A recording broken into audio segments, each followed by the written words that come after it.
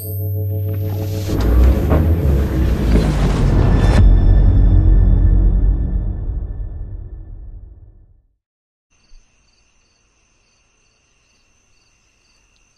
nababahag ang buntot ng tatlong halimaw matapos nilang masaksihan kung paano patayin ng binata ang kanilang kasama nang walang kahirap-hirap.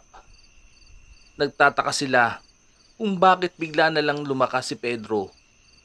Simula nang bumagsak sa lupa ang bulalakaw, kung tutuusin ay marami na itong natamong pinsala. Kahit si Pedro ay nagtataka sa taglay niyang kapangyarihan, nararamdaman din niya na tila may boltahe ng kuryente na dumadaloy sa kanyang mga ugat. Bigla rin nagbago ang hubog ng kanyang katawan at nagkaroon siya ng mga matitigas na kalamnan sa iba't ibang bahagi ng katawan. Ano pang hinihintay nyo? Bakit hindi nyo pa ako atakihin? Nababahag na ba ang mga buntot ninyo? Huwag nyo nang hintayin ako pa ang matake sa inyo. Dahil sisiguraduhin kong titilapon ng mga ulo nyo. Matapang na paghahamon ng binata sa mga halimaw. Batid ng tatlong natitirang halimaw na hindi nagbibiro ang kalabang mortal at walang bahid na bakas ng takot ang gumuguhit sa mukha nito. Hindi nila alintana na babaliktad ang kanilang sitwasyon na imbis patay nila ang binata ay sila pa ang mamamatay sa kamay nito. Dahil nanatiling nakapako sa kinatatayuan ng tatlong dambuhalang itim na baboy, walang nagawa ang binatang si Pedro kundi ang salakayin ang mga kalaban. Akmang kikilos na sana ang binatang mangangaso.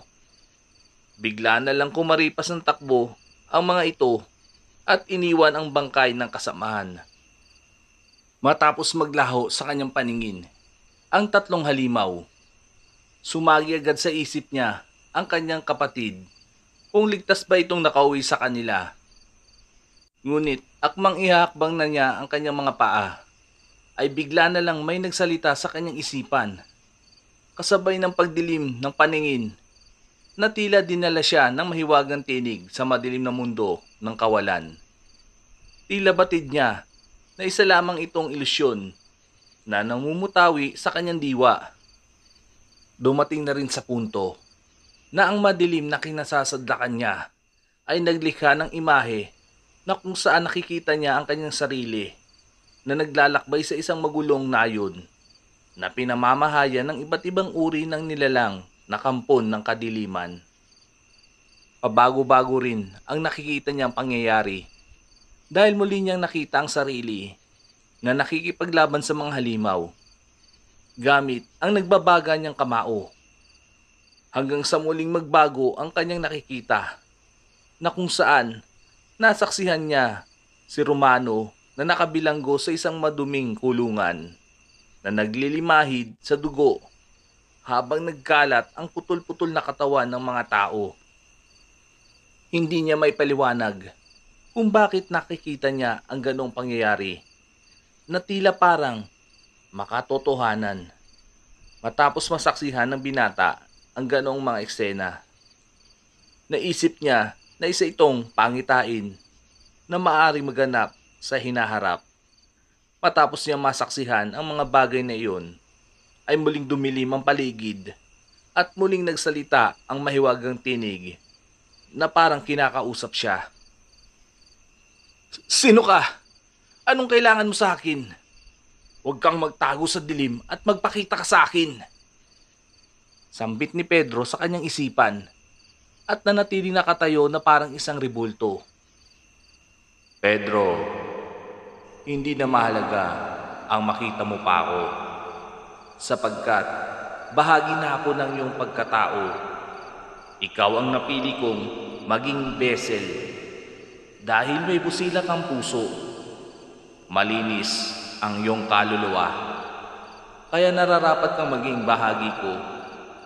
Kung ano man ang mayroon akong kapangyarihan, ay pagmamay-ari mo na rin ito. Dahil ikaw ay ako, at ako ay ikaw. Gamitin mo ako na puksain ang mga halimaw. Malapit nang umahon ang hari ng kadiliman sa sanlibutan na maghahatid ng delubyo at sigalot sa mga tao. Ikaw ang magiging tagapagligtas ng mundo, Pedro.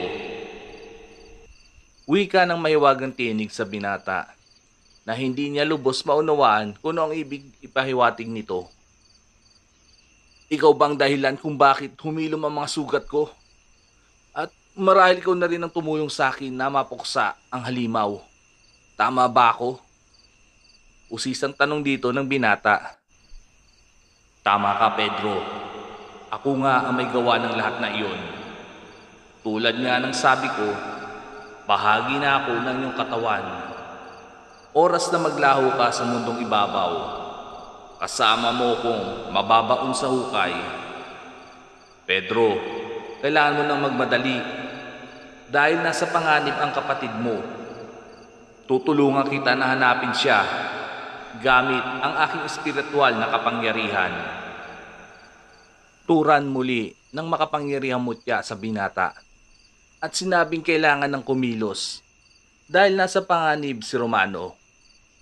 Nabigla naman si Pedro sa sinabi ng mahiwagang tinig dahil maging ang mga nangyari sa kanyang kapatid ay alam nito. Matapos makausap ng binata ang mutya na nakapaloob sa kanyang katawan, ay muli siyang bumalik sa dating ulirat.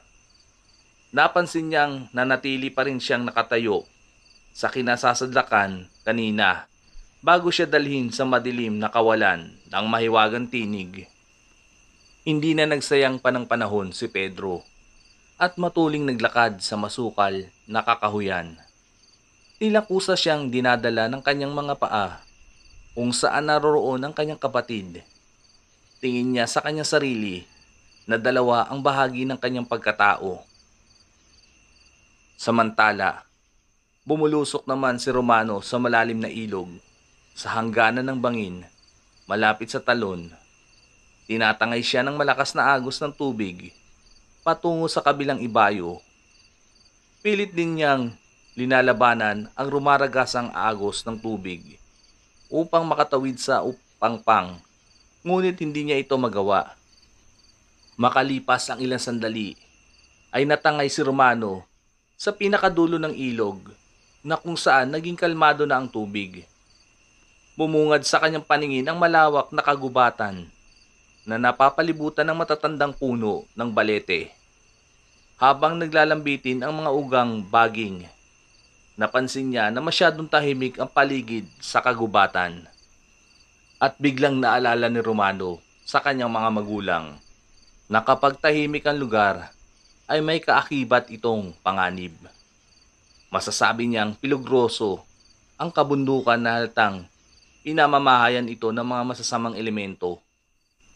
Umahon siya sa ilog at mabilis na hinubad ang damit upang pigain na matuyo ito. Dahil binabalot na siya ng matinding lamig. Matapos niyang itong pigain ay muli niyang isnuot ang damit at iginala ang paningin sa buong paligid. Batid niyang hindi ganon kadali makabalik sa pinanggalingan dahil mataas ang bangin na kanyang pinagkahulugan. Kailangan niyang lakbayin ang patarik na lupa. Marating lang ang pinagmulan. Habang pinagmamasdan ni Romano ang kabilang pangpang, ay bigla siyang nakarinig ng malakas na pagaspas ng hangin sa baging uluhan. Malakas na sigaw ang pinakawalan ng binata nang makita niya ang nilalang na lumilipad sa himpapawid. Isa itong taong paniki na may matatalas na kuko at ngipin. Habang nagbabaga ang mga mata, may mahaba rin itong buntot at nagkukulay tsokolate ang katawan. Akmang tatakbo na sana ang binata upang takasan ang nakakatakot na nilalang. Huli na ang lahat para sa kanya. Dahil nagawa ng ibaon ng lumilipad na nilalang ang matalas na kuko sa kanyang balikat at mabilis na lumipad sa kalangitan. Habang dagit siya ng taong paniki sa himpapawid, ay naramdaman niya ang matinding hapdi sa magkabilang balikat dahil sa nakabaong mga kuko ng halimaw. Nagsasalimbaya ang malakas na sigaw ni Romano sa impapawid dahil batid niyang hindi na siya bubuhayin pa ng halimaw at gagawin siya nitong hapunan. Nagilalas na lang ang binata nang sumilay sa kanyang mga mata ang nagsisili parang palaso na nagmula sa kapatagan. Tila batid niyang may ibang tao sa kagubatan at ito ang pumana sa lumilipad na nilalang. Sinipat niya ng tingin ang taong paniki na hirap sa paglipad. Subalit patuloy pa rin ito na pinapaulanan ng palaso na nagmumula sa bukana ng kagubatan na hindi pa niya matukoy kung sino ang mga ito. Wala namang nagawa ang taong paniki sa tuli ng mga palaso kahit hindi niya ito naiwasan at lahat ng iyon ay bumaon sa kanyang katawan dahilan para tuluyan siyang bumulusok sa lupa na ikinauwi sa kamatayan.